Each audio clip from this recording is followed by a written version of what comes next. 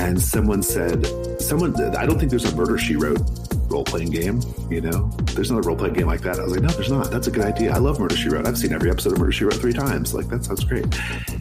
And then Lowell Francis, who is the community manager of the Gauntlet and the author of a fantastic game, Hearts of the Limb, Lowell says, what about Cthulhu, She Wrote?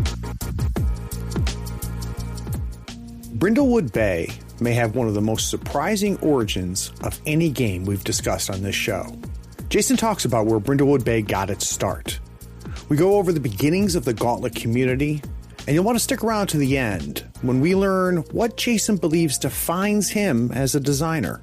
Now, Brindlewood Bay is currently on Kickstarter.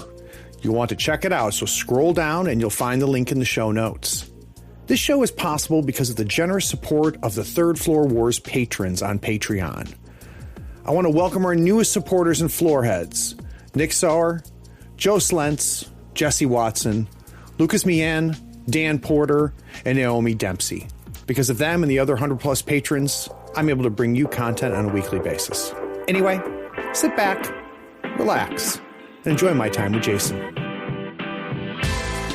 Do you love to unplug and play games around the table? Greetings, friends and floorheads, to Tabletop Talk from Third Floor Wars. If you love tabletop gaming, you are in the right place. Listen as Craig delivers in-depth discussions and interviews with game designers, creators, insiders, and experts. Learn from the people making and playing the role-playing, miniature, and board games you love. Howdy friends, Craig here. Today we're talking to any winning podcaster, game publisher, and designer, Jason Cordova. Jason founded the Gauntlet Gaming Community and published the Codex Zine and Trophy RPG. He's currently kickstarting the already popular Brindlewood Bay RPG. Jason, welcome to the Third Floor. Hi, Craig. Thanks for having me. And I realized I should call it the Media Empire Gauntlet Community. Yes. Is that what should I call it? It's like, it is a very tiny empire, yes. Global. It is global, but it is very, very little. No, it's good. We've been at the Gauntlet for a while, and we have a lot of fans. We're very grateful for them, but we are a pretty modest operation, all things. Well, you guys put out good stuff, so. So, Jason, what I always make all my first-time guests do, and I apologize because I'm sure you've done this before, is I like to know your origin story. So now you make games, you publish games, you talk about games, but at some point you knew nothing about role-playing games at all, and then it got put in front of you for the first time. Can we go back there? Absolutely. So, I started playing role-playing games in the 4th grade. I discovered, so basically my dad used to take me to this comic book shop in Oceanside, California. And I did not know what role-playing games were, but I saw on the shelf the boxed set of Marvel superheroes. Nice. The advanced one, not the yellow box, like the sort of bluish box. You're not that old. Yeah, exactly. Let me date myself a little bit. But so I saw it. I didn't know what it was. I knew it was a game of some sort. I knew you got to be Marvel characters in some way. And so I convinced him to buy it for me. And I spent, honestly, probably like a month or so, maybe longer, reading it, not understanding at all what it was. I had no idea. I didn't really know what Dungeons and Dragons was. I had just no frame of reference for like what a role-playing game was. And so I'm reading these books, these little booklets, and I was just like, I don't get it. Like, I don't know what I'm supposed to do. You know, I don't know what this is. And an older kid came over, and he had experience with them. And so he ran it for me. He played it with me and taught me how to do it. And I actually remember really well, actually. So I played a villain who controlled electricity, which was like the coolest thing I could think of at the time. And I was going to go rob this jewelry store, right? That was a little mission. And I really distinctly remember very vividly. It's a moment that still sits with me, frankly. I remember this kid, this older kid asking me like, well, what do you do?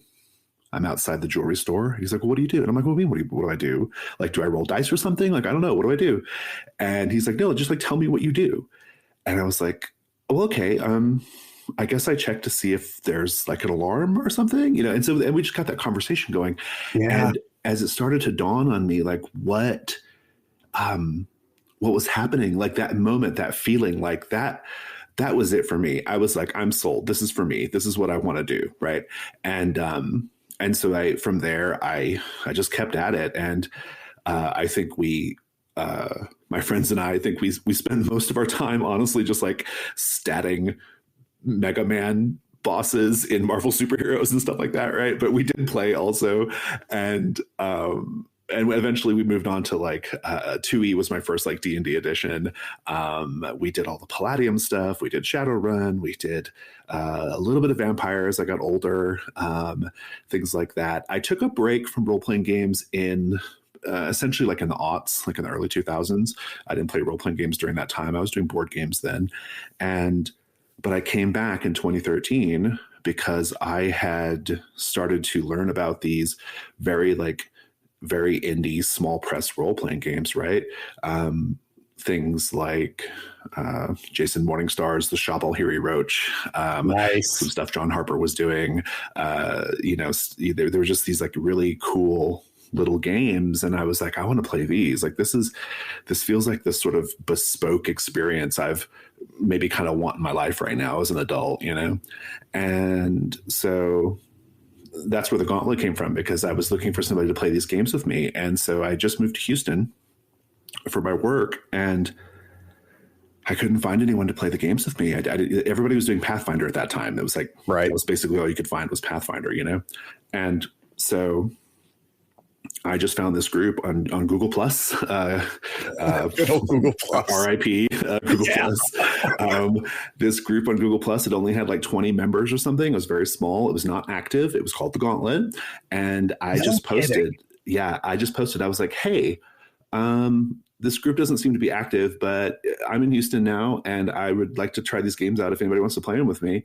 And so this guy, Kerry, he was like, sure, we can play at my my office park, on Friday nights after work, right? Now this is in Houston.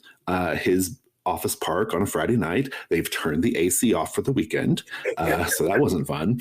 But it was nevertheless a joy. I mean, we started playing like these little games, and we played some at the time, sort of like developing OSR scene games. We played some of those. We did play some more traditional, bigger stuff as well, but mostly we focused on the smaller stuff. And 1 day a week became 2 days a week, became 3 days a week, became eventually our big marquee night was Wednesday nights. They still do that in Houston. That was, all these years later. Wednesday nights, they have like 4 or 5, 6 tables going at once. We just built it. And then around 2015, when I left Houston, the Gauntlet became a strictly online entity, basically, at that point. And then later on, when we started getting into publishing and stuff, we made it a business entity in Texas a few years later. But yeah, that's basically my story. Yeah. So I've got all kinds of questions. Sorry, I didn't lose on, but No, this is good. So the first thing I want to know is, it's one thing when, you're a kid and you grab Fast Rip for the first time and you're trying to figure it out. And, you have and this is all, it's so interesting how two things. One, how generationally early on, that's such a big part of the game. I had an uncle, I had a bigger brother, like that, which is really, it's kind of a neat part of the story for a lot of us that find games. But, it's one thing to say, burned a huge memory in your mind, but now you're an adult. And when you look back as an adult, do you have kind of a sense of why this thing hooked you the way it did? Absolutely. Yeah. So the thing is I was a very I had no friends. I was a very no friends, very badly bullied child. And I think a lot of it was because for me, especially once I got to 2E D&D and I became the dungeon master, I think it was a way it was kind of a way of finding friends. It was a way of I had some really, really bad years, because my grade school and middle school experience was so bad.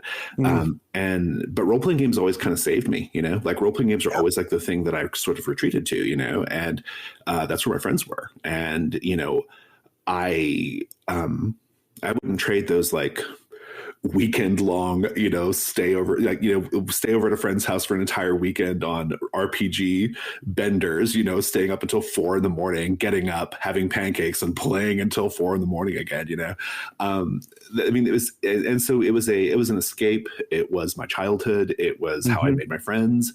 Whenever I would go somewhere new, because my dad was in the service, whenever we would go somewhere new, I had this thing that I could use to find people, I could find my tribe wherever we were at, and so, yeah, I think that was, I think that the way that role-playing games are special to me is that reason, right? Like they have always kind of been there for me, like in a really like kind of supportive way. They've kind of been my savior in a lot of ways. And I think with the Gauntlet,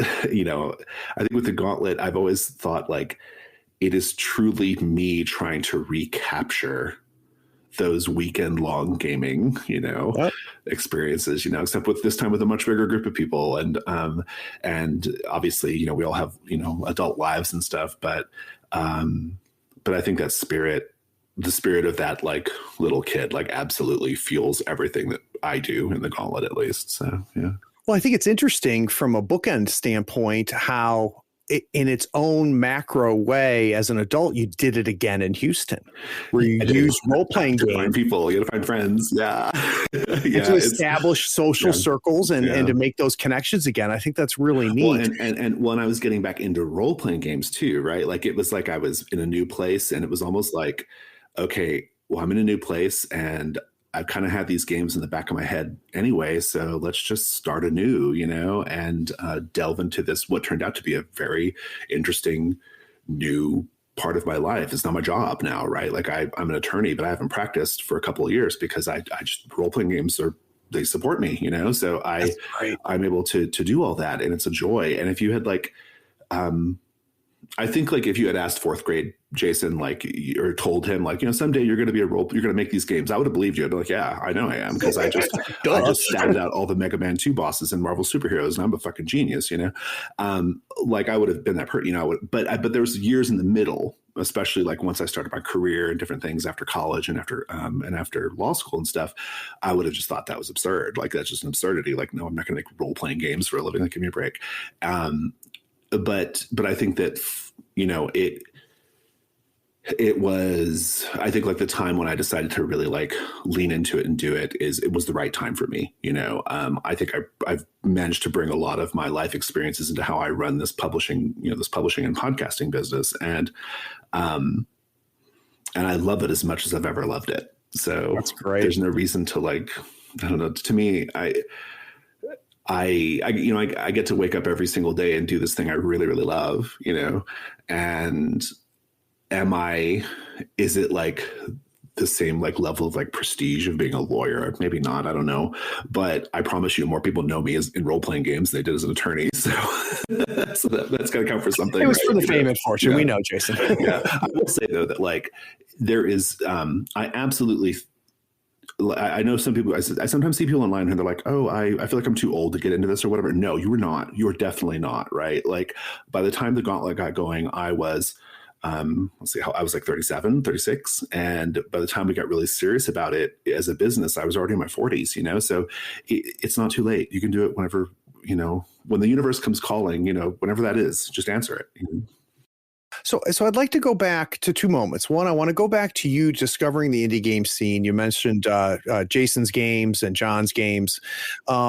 If you now look back at kind of that landscape when you started delving into that, what are some landmark games that you discovered again, when you came back in that obviously have burned into your brain at this point? Are there a few signposts? There are. Yeah, I think there are. Now, I will say, though, in those early days of the Gauntlet, like 2013, when I came back, we were playing lots of games. I mean, I can't even like begin to express the pace that we were discovering games, playing games, getting them to the table. A couple years later, talking about them on podcasts. Like we were keeping up a really strong pace.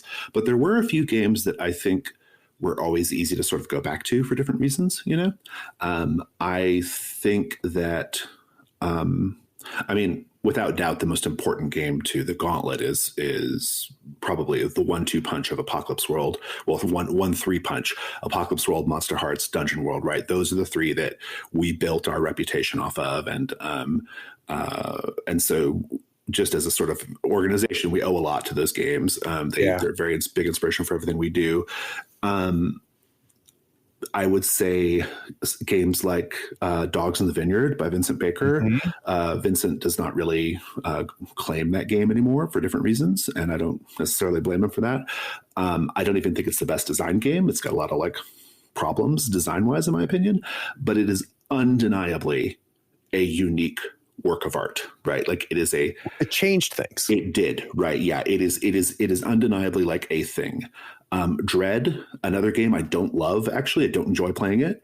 And Epi knows that, but it is undeniably influential, right? It is a game that I look to when I think about the possibilities of what mechanics can do, how they can help convey emotion, right? My Life with Master by Paul Sega is another one. Psyrun by Meg Baker. Gosh, I mean, I could go on and on. There are some that just like live really close. Honestly, the games that like are kind of design wise the messiest, these, because a lot of these like earlier ones really were, especially with 2022 eyes, you know, they are some of my favorite because they are just like these really like it was just people just like doing something new, you know, like, you know, like that's exciting, right? You know, games like Inspectors, games like the Shovel-Harry Roach, a lot of Jason Morningstar stuff, in fact. Yeah, so there's a bunch of games. The one that I play a lot still to this day is The Final Girl by Brett Gillen, which is, The Final Girl's great. It's a, and I have always been the single biggest advocate of this game, by the way. There's like no other person who's a bigger advocate. I'm a bigger advocate than Brett is, okay? The Final Girl is a game where you're basically creating a little slasher horror flick, right? Nice. And it is it's troop style play. So everyone makes a character, or you make 3 or 4 characters and you put them in a big pool. And then every round you play a different character. And then you have a little card mechanic to determine which character gets killed by the killer that round.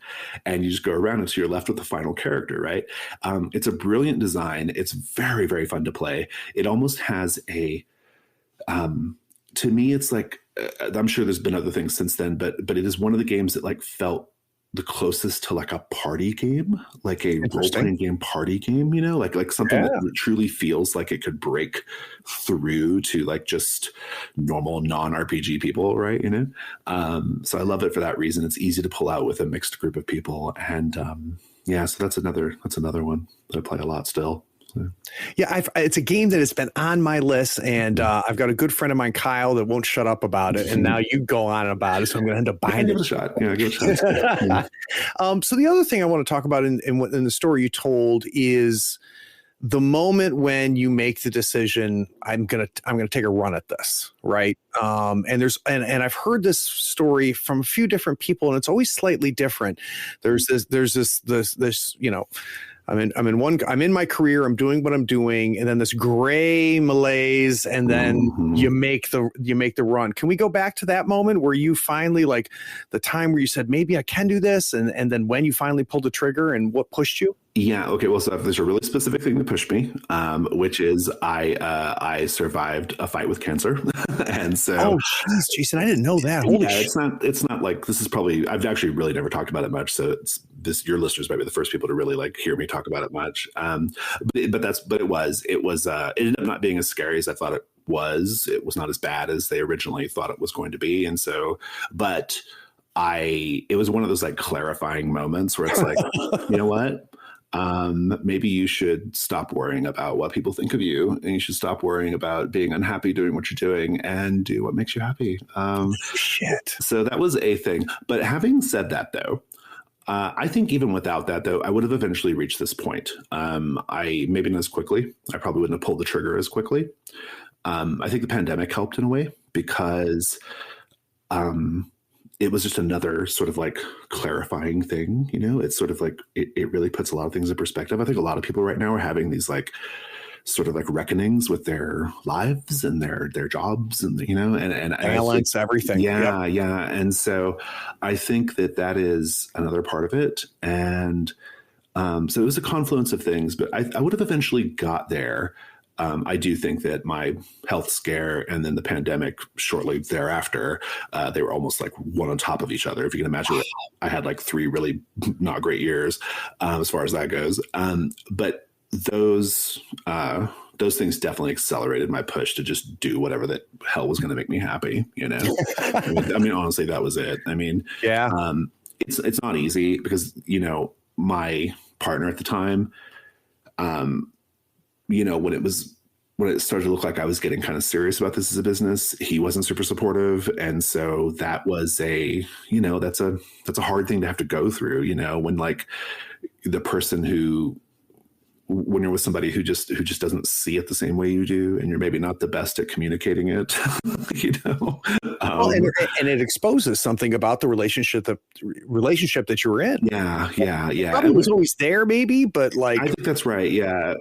Yeah, we're still really good friends, and I think he understands better like what I was kind of going through, when I was sort of like getting serious about the Gauntlet as like this is even before I thought of it as a business. It was more just like a very intense passion that we had a successful Patreon, but it was like, I still never really considered it a business. Like the Patreon just paid the bills and that was kind of it, and so, yeah. But now I just, I do things for me, and it sounds a little selfish sometimes, but honestly, I'm doing this for me, and I love that other people are along the ride with me. I love that people love what I do, and I'm happy that I still run 4 games a week. Like I still do that. Like these, like I'm doing the things that make me happy, and I have a publishing partner now, so it's both of my partner David. Publishing partner David, he'll laugh at that. He's really helps me like on the back end, like, kind of keeping the business side of it under control, making sure all the trains are running on time so that I can focus on being the talker, the game runner, and, and the game designer. Right. So that helps a lot as well. So sometimes this can happen, and it's sounding like it didn't happen to you, but there might be moments of it where it's a great hobby and it's a great way to unplug and to spend time with your friends and just get away. And it's your job now. Yeah. And I'm wondering how often one can corrupt the other for you. So this is maybe the best answer ever. But so far, never. I love it too much. I love it too much. I just do. Like I think what makes it work for me is I otherwise have no social life, so that's one. It's the only reason I leave the house. Craig, I don't do anything. I don't go anywhere. I don't do anything. I am a loser.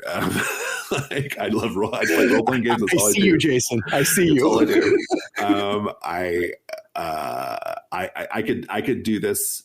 And I could do this until I'm old and gray, and then in the grave. I hope I'm GMing games, because I don't like to play. I'm only a GM. I hope I'm GMing games until the last minute, right?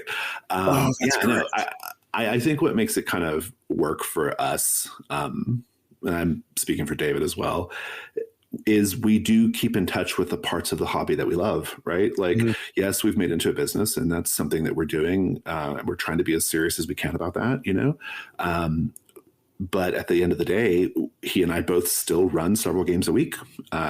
We hold like writing contests in our community just to get people excited about creating things, because to me, creation is part of the fun, right? Yep. We still do the podcasts, right? Like the podcasts have almost no direct bearing on our publishing business at all. It's just something we do because we love to do it, and so I'm still, even though we're starting to be more serious about the Gauntlet as a business, at least on the publishing side, I'm doing my best to stay in touch with the parts of the hobby that I love, right? Yeah. Like the games I run every week, it's there's a couple of set groups, but for the most part, it's just people in our Discord. And I'm just like, hey, I'm running a game in May. I've got 3 sessions. It's going to be at these times. And somebody will be like, awesome, I want to play. And somebody I've never met. I know that it's really thrilling for them because they know me from podcasts and stuff, and they probably watch my YouTube. And so they're excited to play, and I'm excited to give that experience to them, And yeah, so it's very, very rewarding. That's all I do. So there's I have to tell you, Jason, as somebody who consumes what you create, and I'm not surprised in having this conversation with you, because your love and enthusiasm is part of what makes what you make good, right? And it's part of what makes watching you fun. It's part of what makes listening to you fun. And it's part of, I think, what shows up in your game. So, like I said, I'm not shocked at all having the first time actually talk to you, but that's very cool. So guys, we're going to take a quick break. When we get back from this break, I want to talk to Jason about a little game called Brindlewood Bay. We'll be right back.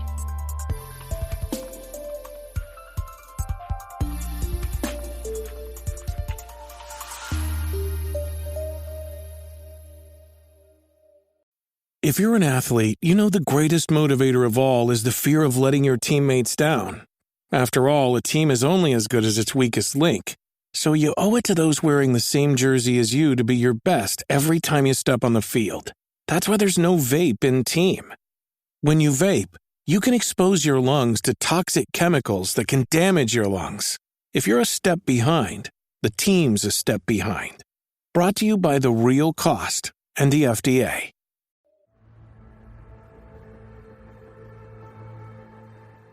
You like science fiction, right? You love playing games, maybe even role-playing games. But what if you can't get your friends together for a game night? If you love games like Mothership or Orbital Blues, check out Dead Belt, a card-based space western solo strategy RPG about skillful and desperate scavengers picking over the remains of junked starships in hopes of a juicy payday. In it, you deal with lurking dangers, push your luck, and walk away with enough cred to keep on flying. Of course, you might get eaten by lurking aliens, or run afoul of rival scavengers, or face the murderous ghosts of long-dead spacers. No one said life in the Dead Belt was going to be easy. For more information on this and all of Sean and Abby Drake's games, swing over to acoupleofdrakes.com. The link's in the show notes.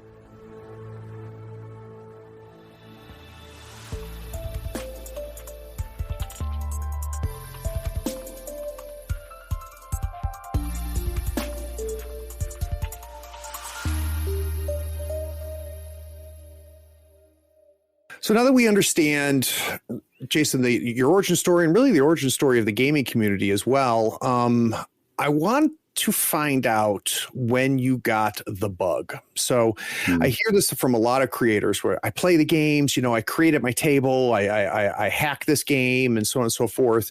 But then there's a moment where you say, I think I've either got something or want to get something that I want to put out to the world. And do you remember when that happened? Mm-hmm. I do. By the time I started working on my first game, which the first game I started working on was a game called The Between, which is about it's a gothic horror investigation game. By that time, I was already putting out podcasts. We were already publishing the Codex magazine. We already had a very vibrant community, and I was writing little things that we kind of put in Codex sometimes, but it was nothing like a big major game, So unlike some people, I was already putting things out in the world, It wasn't, so for me, it wasn't like a lack of putting things out in the world. I was well in the middle of that. I think what it really just came down to is for me, a lot of times it's I see something, a television show or something like that, or a movie, and I think I wish it was a game of that. And importantly, I wish there was a game of that worked in the way I want it to work, Yeah. And in the case of The Between, it was the TV show Penny Dreadful. And I remember thinking, gosh, I love this show. I wish there was a game that did this. I know there are gothic horror games. There are even gothic horror monster hunting games, but they don't work the way I want them to work. They're not quite what I want. I don't think they're going to give this particular experience I'm thinking of. And so I'm going to give it a shot. That's basically it. It was pretty simple as far as that goes. So yeah, that's pretty much how it started. It was kind of just solving a practical problem I was having. At that time, this would have been like late 2018. I was already kind of thinking about the next stage of the Gauntlet anyway.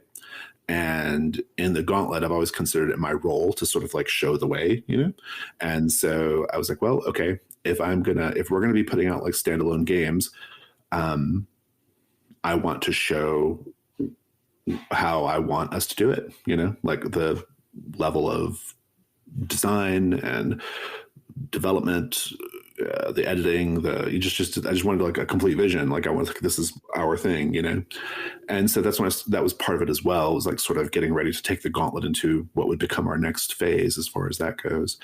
And so it wasn't really like a particular desire to put something out in the world because I was already doing that. It was really just, just kind of like the next like step, I guess. I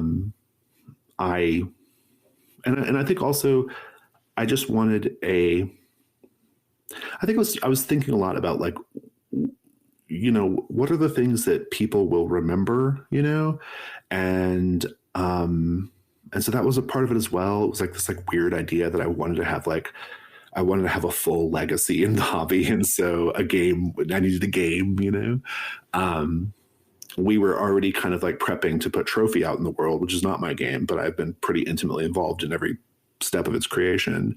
And that was pretty close to that, but that was still Jesse's game. Jesse Ross was mine.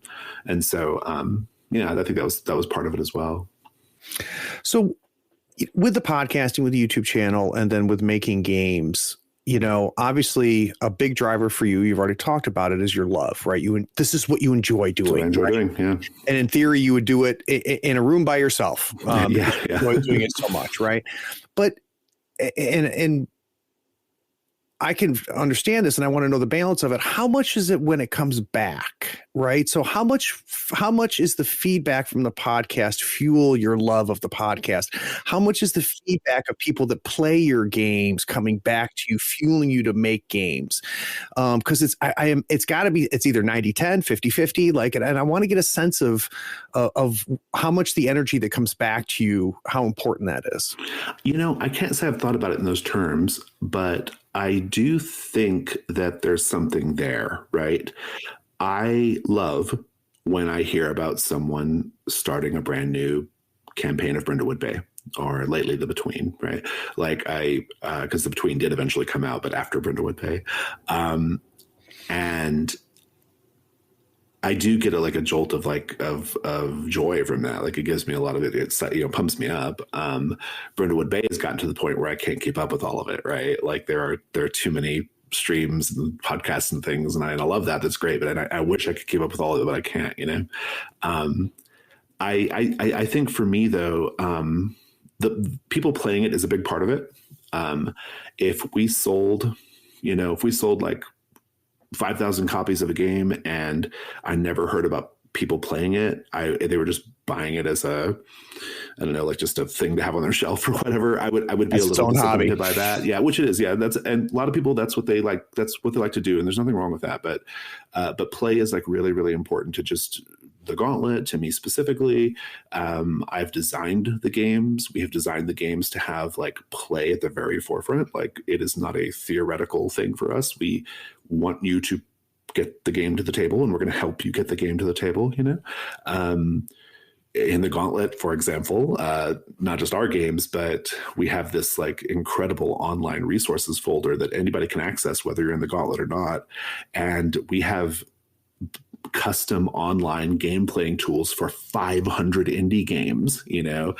It's an incredible resource and service to the whole community, like of game designers and game creators and players. And it's because play is just so central to who we are and what we do, So yeah, I've never really thought about it until you asked the question, but I do like to hear that people are playing the games. It makes me feel really good. And that's how I want people to experience them. And it's how I like to get to know people too, to be honest. Like I ran Brindlewood Bay a couple weeks ago for Tony at Plus One XP stream and Chase Carter from Dicebreaker and Polygon, and I had in Chase's case, I kind of knew Chase like just like from the internet, but when we got to play a game together, I was like, Chase, I'm really glad I got to meet you this way. Like I'm glad we got to know each other this way, because this is how I like to get to know people, and that felt really good. And so the play is really important to me. Jason Morningstar used to say all the time, like he doesn't care how much money the games make. He just wants people to play them.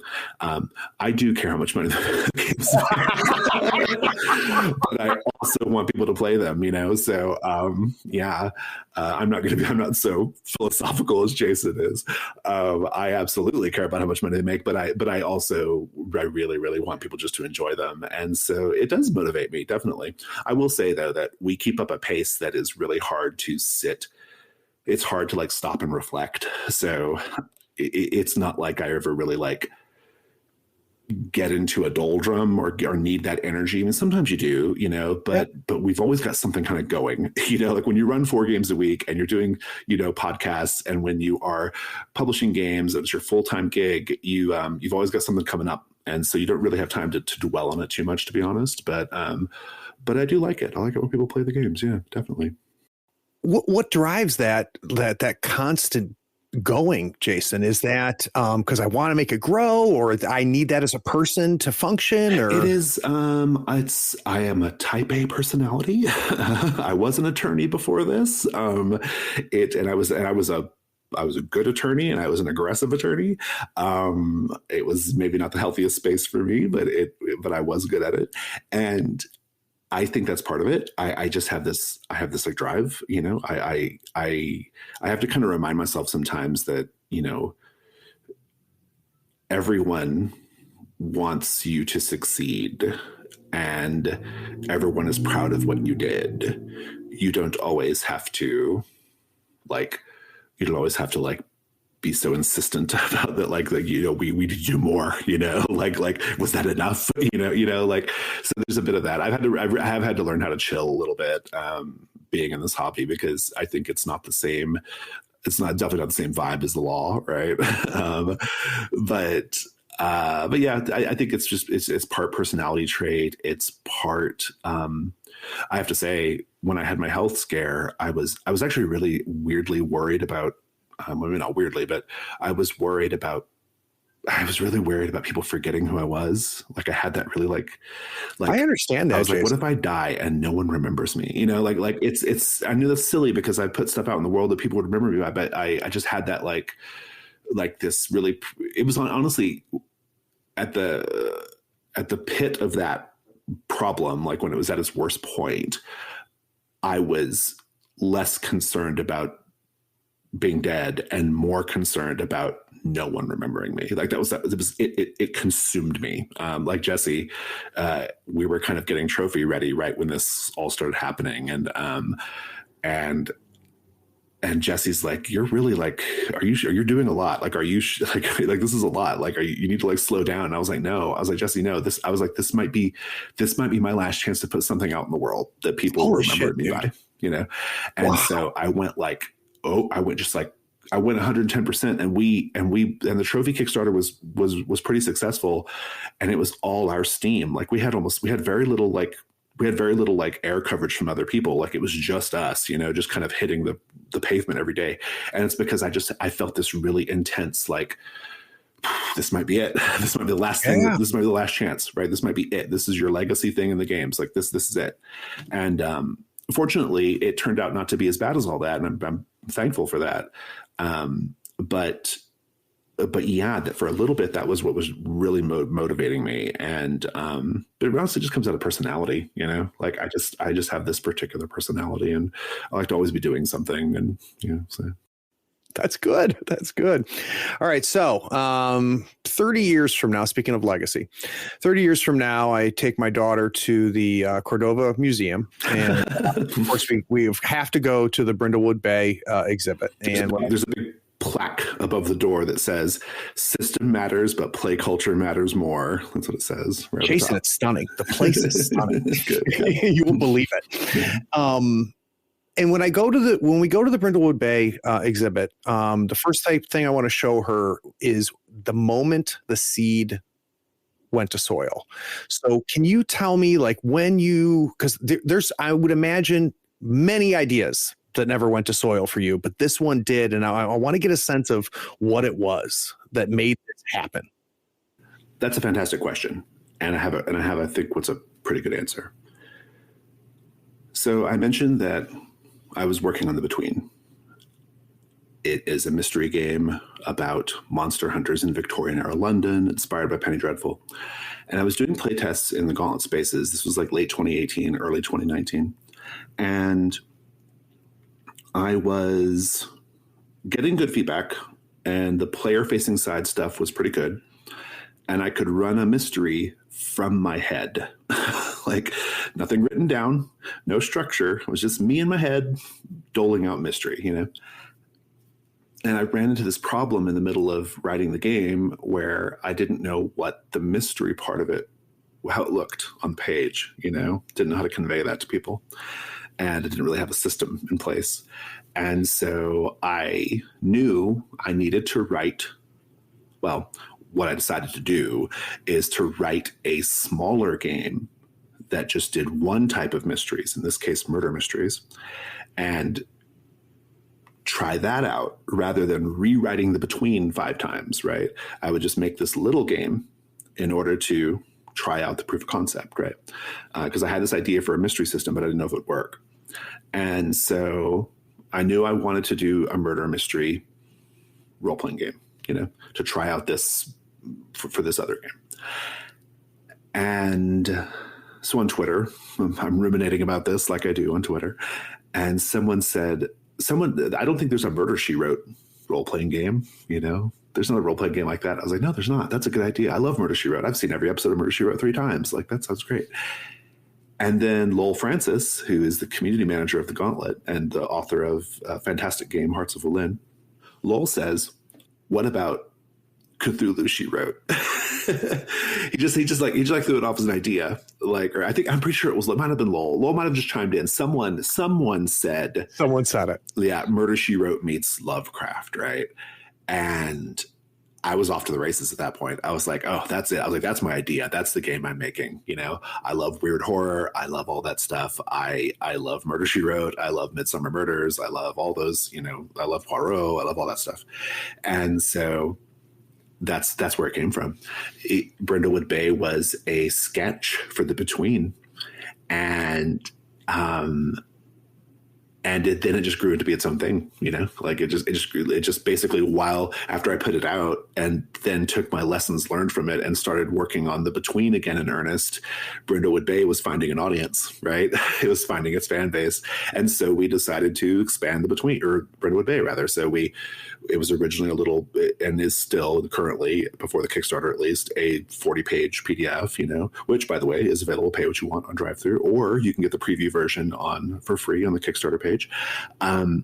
But we decided to make more mysteries. We're like, okay, that version came with like 5 mysteries. And so we were like, well, let's just expand it. So we have this Codex magazine. We'll put out a mystery every month, you know, a brand new one. And so we did that for a little while.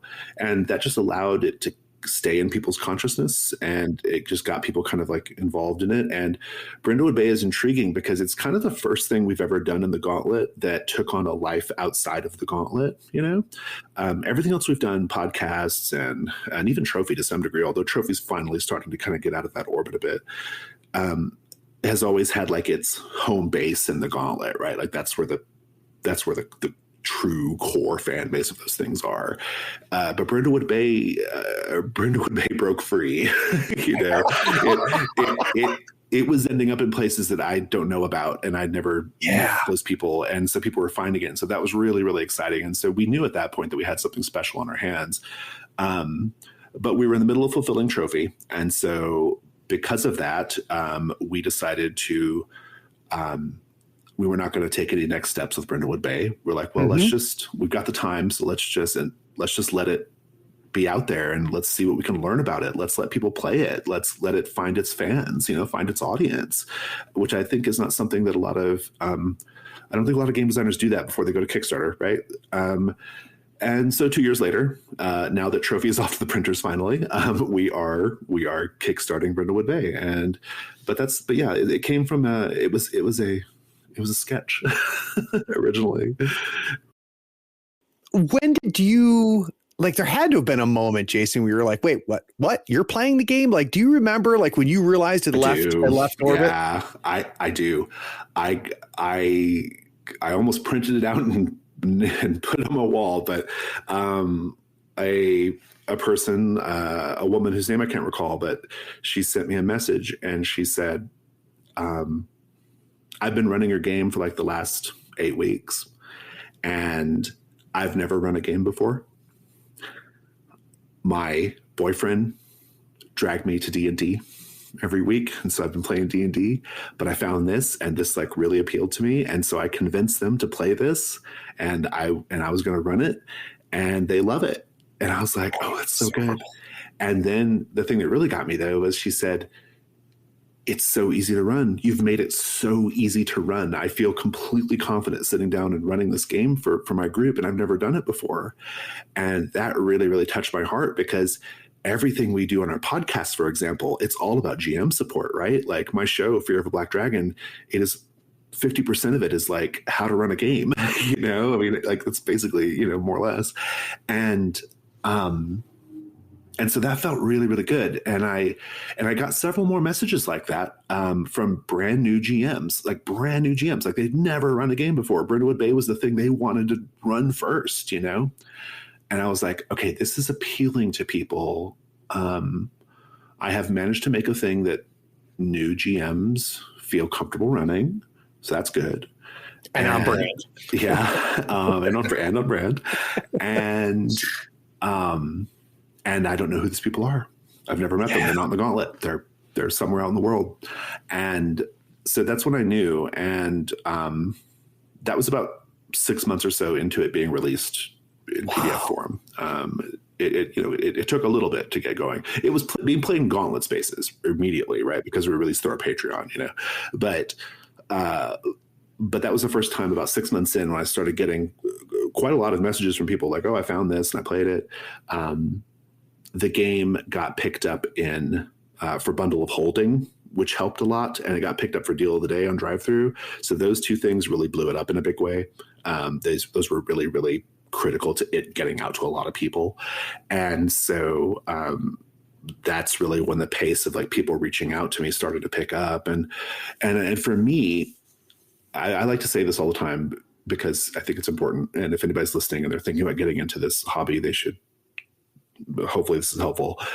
But I always like to say, when the universe comes calling, you have to be ready to take the call, you got to be ready to take the call. And for me, taking the call meant, okay, there's something about the way I've written this that makes it accessible to brand new GMs. So what am I going to do for the next game to take that to another level, to enhance it, right? And so for the Between, I wrote the Between with that in mind. Interesting. So the Between is a more intricate game than Brindlewood Bay. It has more moving parts, but it's just as easy to run. And the text, it's a fuller text. It's a full text, 150 pages, right? The text it so has at its heart keeper support. That's what we call the GM. The keeper is supported fully, and it's because those early messages I got about Brindlewood Bay, that was my lesson. My lesson was, okay, this is something you might be good at, Jason, and so let's lean into that. What can we do to make that our thing, to lean into it, to make the next thing reflect that. And indeed, it helped Trophy too, even though it's not my game.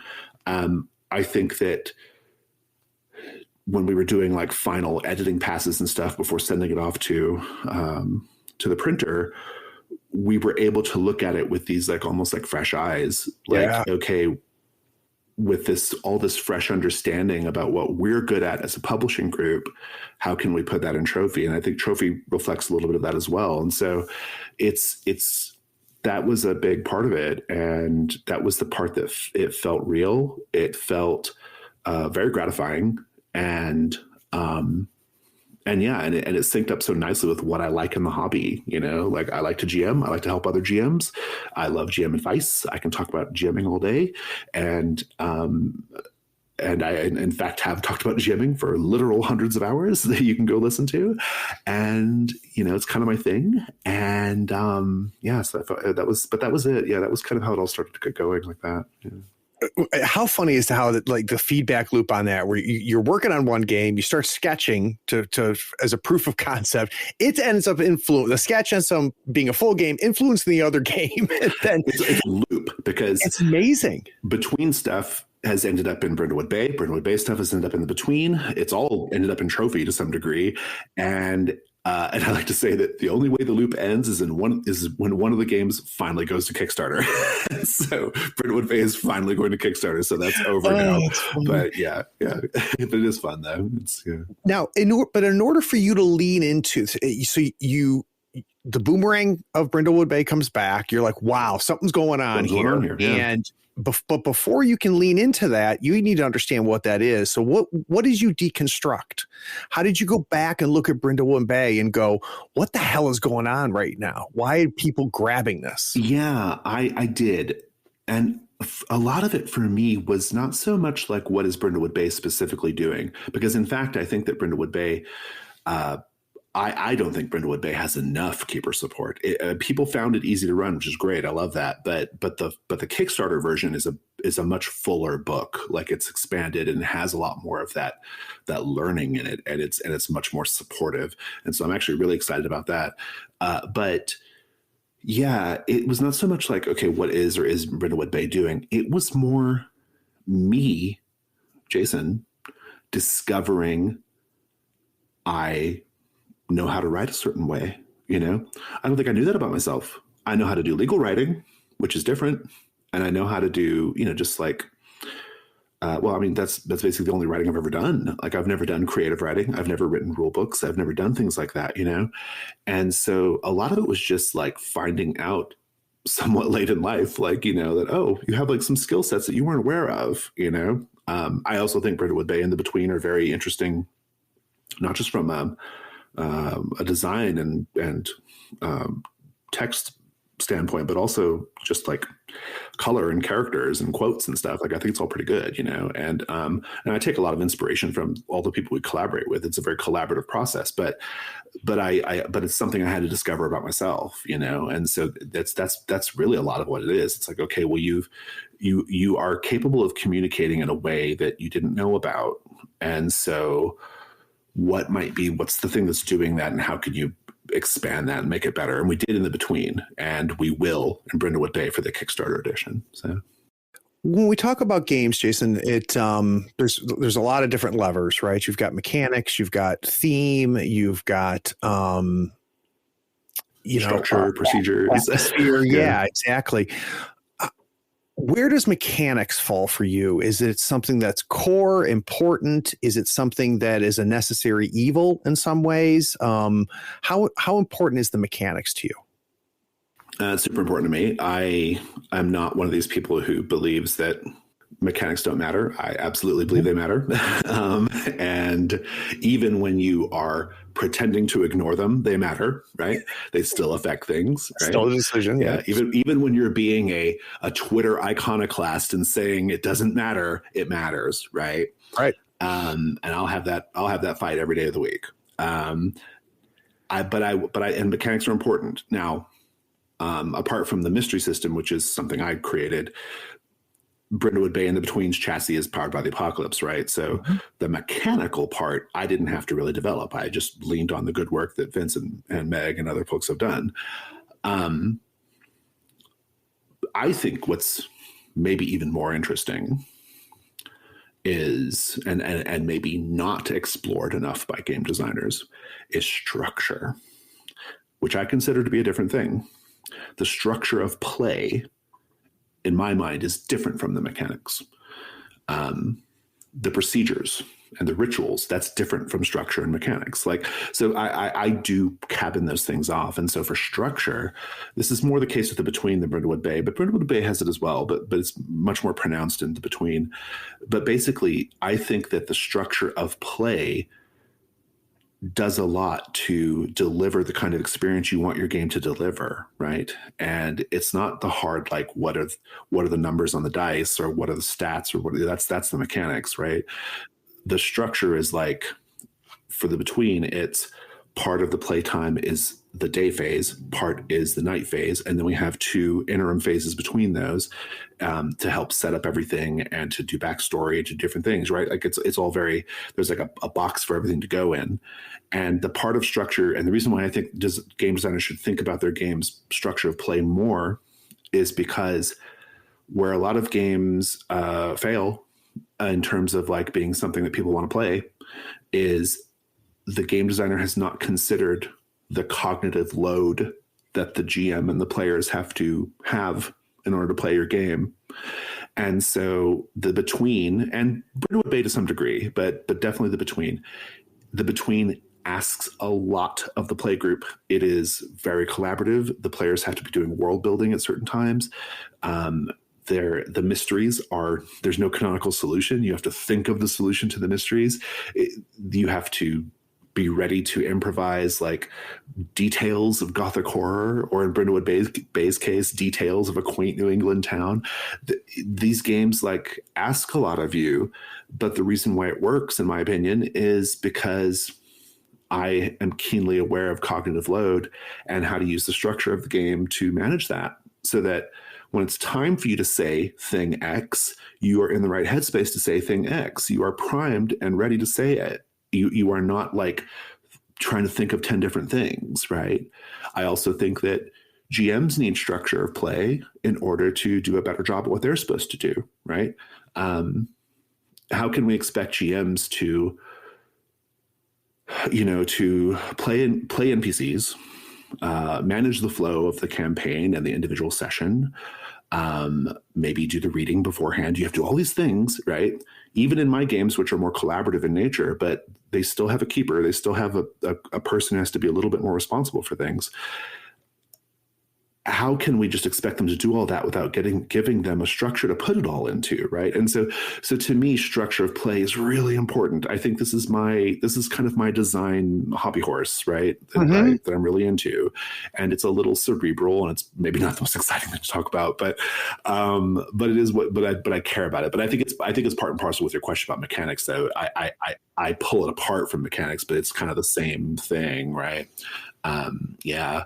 But there's a whole other conversation about like procedures, about rituals of play, which is another thing. I've got lots of thoughts on these things, but yeah, to me, it's all about managing cognitive load. It's all about, I think what makes me able to think about games in this manner is because I do run so many games, right? Hundreds a year, right?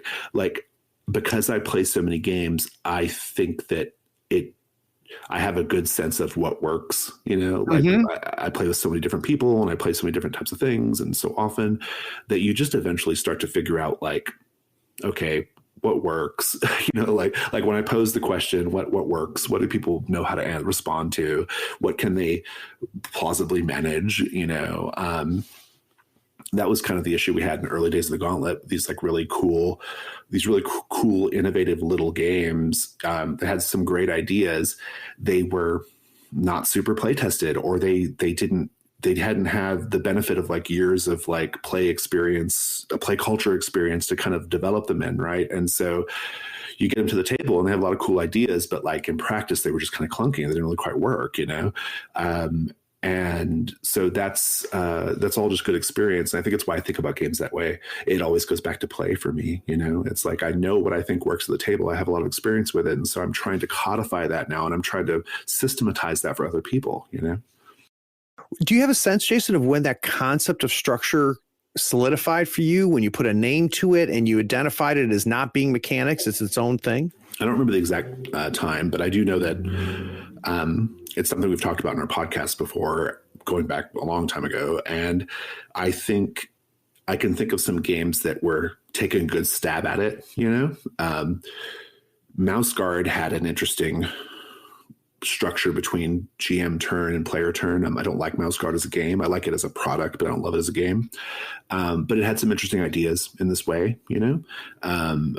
I think Blades in the Dark has a really, really interesting take on structure of play, right? Another game that I don't personally love, but I admire, you know. I think you can not love a game, but admire it. And that's definitely one of those games for me. Really not love to play it, but admire what it's doing, you know. I know why people like to play it if it's not for me, even if it's not for me. But it does have some cool structural things, right? Like, you know, the way it like handles downtime and all that stuff. Like that is John thinking about structure, right? And how structure affects play, right? So it's something I've always been aware of, at least in recent years. And I knew going into the Between and Brindlewood Bay how I wanted that to affect the gameplay. So, yeah.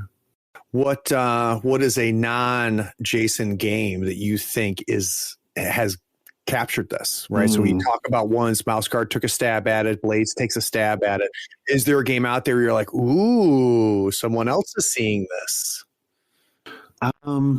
I do think Blades is probably the closest thing. I don't love to play Blades just because it does some things on a mechanical level I don't love, but from a structural level, I really love it. I mean, like clocks are a brilliant way of managing the campaign.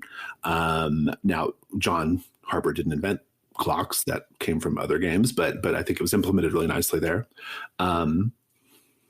Sprawl, the game that arguably did bring clocks to a lot of people, does some interesting things in the PBTA space as far as structure goes.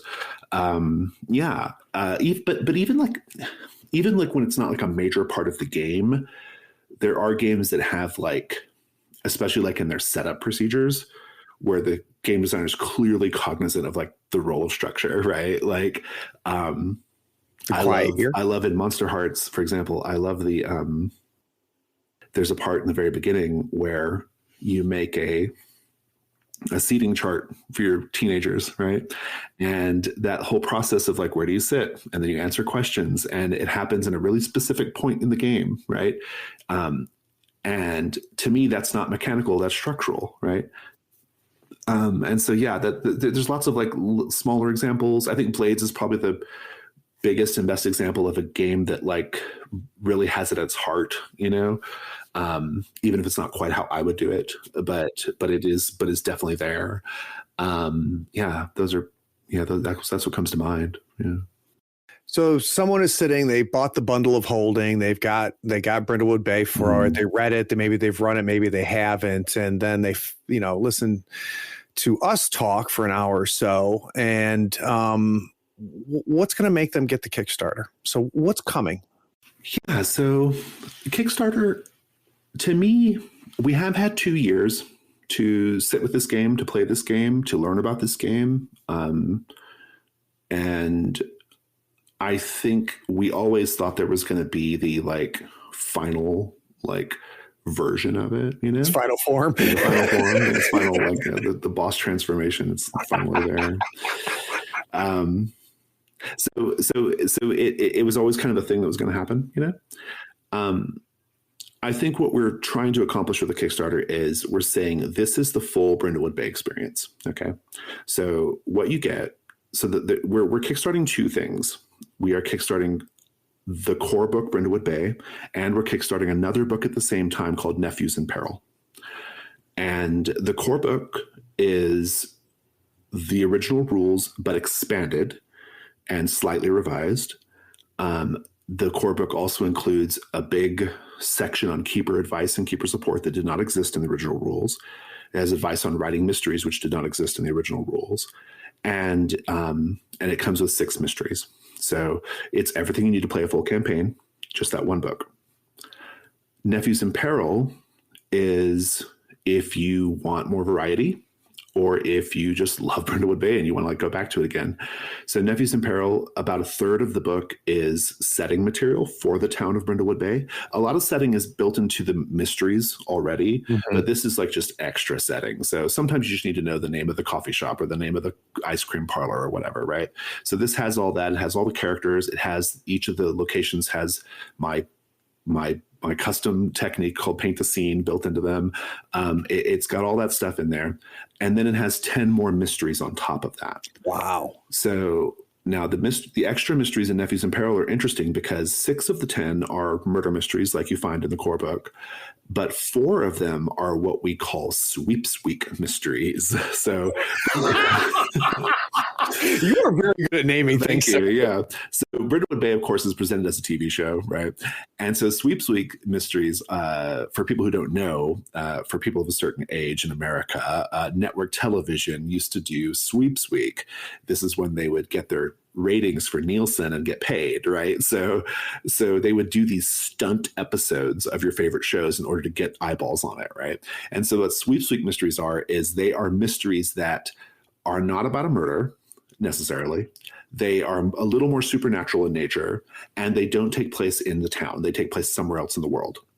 It's the same characters, but they're somewhere else. And the way they function in the game is different ways. Maybe you finished the main campaign and you want to keep going. That was we started developing those mysteries just because people were like, we finished the campaign. We love these characters. We want something else to do. And so we made these like one-off Sweeps Week mysteries so that those people could keep playing their characters. So it's a way of extending your campaign. Or the way I use them is sometimes I want to do a side story because maybe I have a player missing, and so I don't want to interrupt the main campaign because they're not there. So the rest of us who are here, we're going to go play a Sweeps Week mystery while we're waiting on that person to come back. And they're also good for one-shots as well. So if you're just like running out of convention or something, they're great contained one-shot mysteries as well. So we have those as well. So between the 2 books, you've got 16 mysteries, all the rules, all the setting you could want. It's all in there.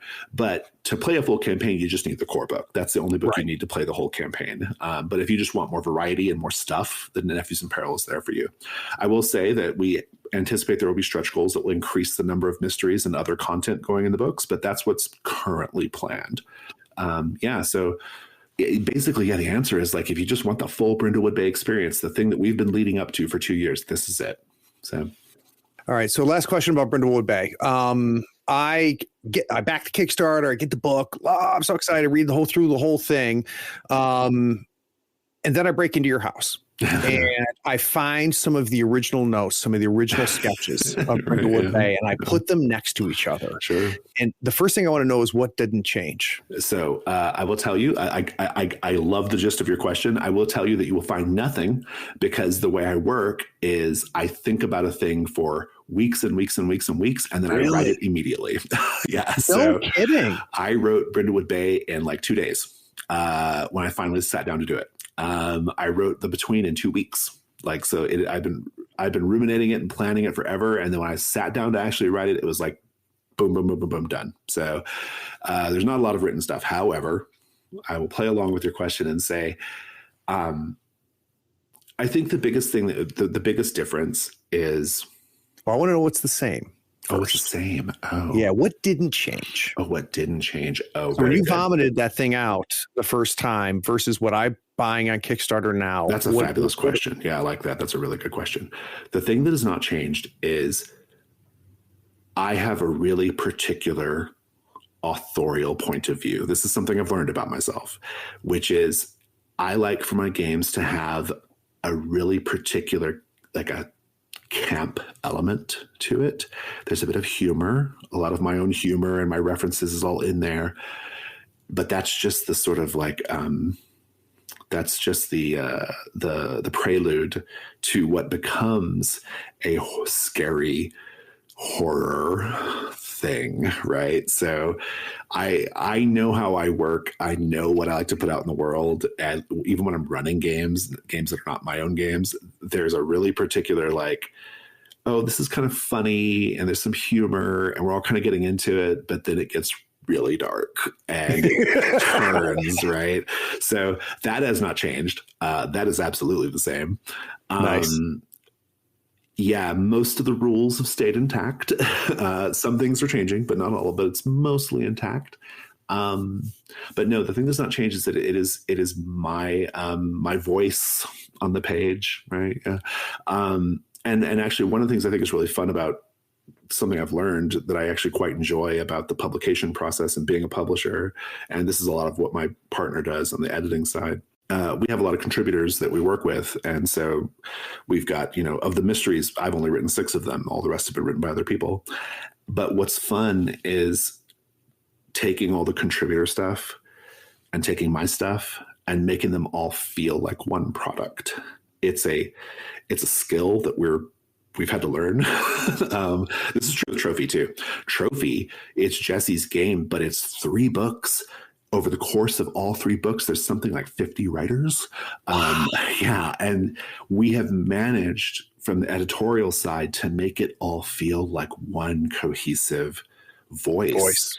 Yeah. And that is listeners. That's a big deal. Listeners, yeah, it's not the kind of thing you shouldn't notice it. Like you should not. The key is you won't notice it. But boy, it's a skill. Like it's a big deal, and I think we've gotten pretty good at it. Trophy was that was the proving ground, right? Like we had to make it work there. And so, but it's actually flowed into all of our other games too. So as a tangent to your question, that is, kind of authorial voice has not changed. And we have made sure that all of our contributors or contributing writers are all kind of in the same voice as us too.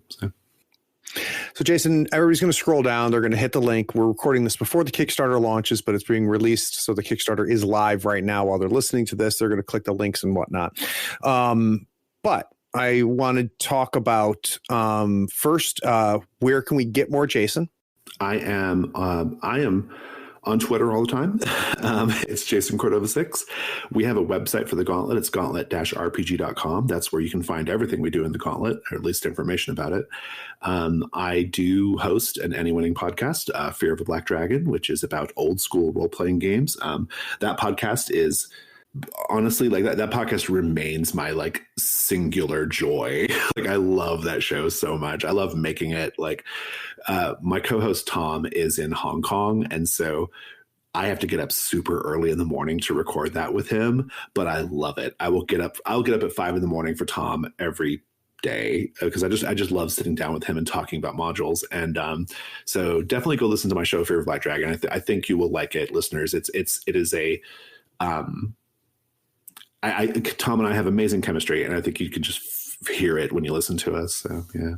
All right. Last but not least, we've been plugging Jason stuff. I want to do something a little bit different. One thing that I find always very interesting, Jason, is what are creators consuming? So recently, what is something that you have latched onto and are just voracious over? A game, a movie, a video, something you've been watched on Netflix. What is something that got its hooks into you and you just couldn't get enough of it recently? How many do I get to name? How many things do I get? Okay. I am currently right now rereading. I'm going back and reading old Stephen King books. Interesting. That I did not read when I was younger. I read a couple of them, but I otherwise kind of missed Stephen King. And I've been thinking a lot about like a sort of like unified horror setting, and so I've been kind of trying to think that's kind of something he does in his writing, and so that's been really sort of I just think I don't think he gets enough credit for being a good writer. He's a really good writer, and he's a good grabby writer, but I'm also reading it because I'm just trying to like I'm interested in his like storytelling structure, so I've been kind of thinking about that a lot.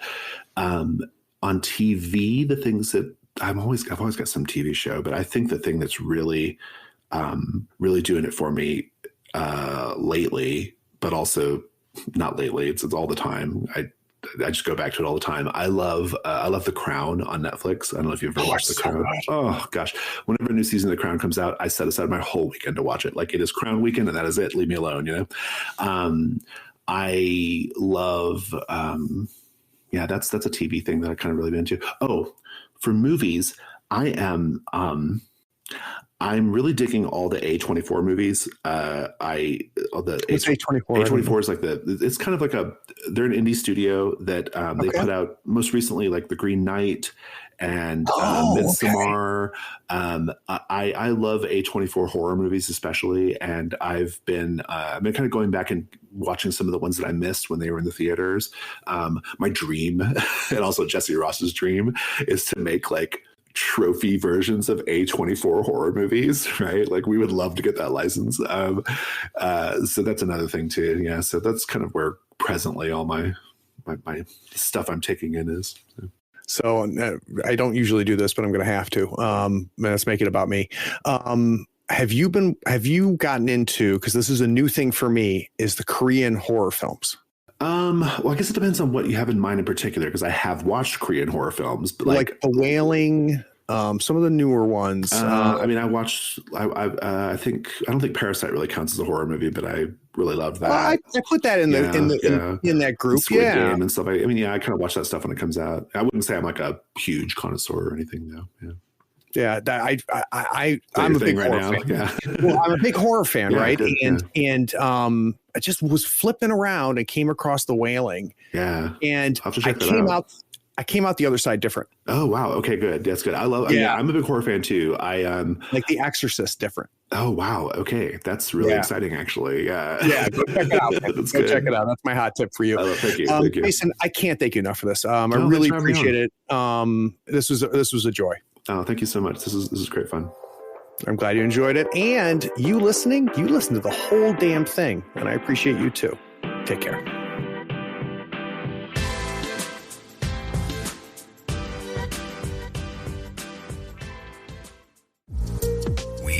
Enjoyed this episode. Subscribe to Tabletop Talk and share it with your friends. Check out our content on YouTube and Twitch. Follow us on Twitter and Facebook and stay updated on everything coming from Third Floor. All the links are in the show notes. Take care, floorheads.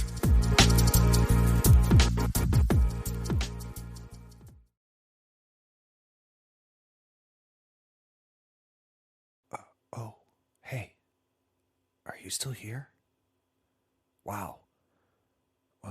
Well, the episode is over, but if you're bored, why not go to patreon.com and support the show for as little as $1 a month? Yeah, you can just scroll down and get the link. It's Patreon that makes this and all of our other content possible. Don't you want to join the other floorheads on the Patreon Discord? Anyway, thanks for sticking around.